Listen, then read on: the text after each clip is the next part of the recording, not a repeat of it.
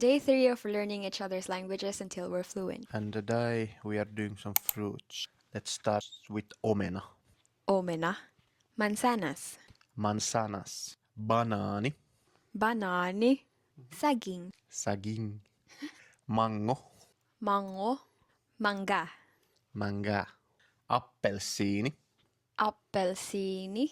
It can be orange or dalandan or pongkan.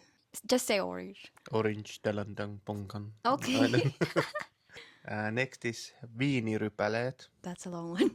Yeah, Viinirypäleet. correct. Ubas. Ubas. It's so easy. Vesimeloni, Vesimeloni. Pakwan. pakwan, mansikka, Mansikka. It's either strawberry or presa. so presa or strawberry. That's the deep Tagalog. You can just say strawberry. Ananas, Ananas. Piña. piña, päärynä, Päärynä. Peras. peras, kookospähkinä, Kookospähkinä. Niyog. niog.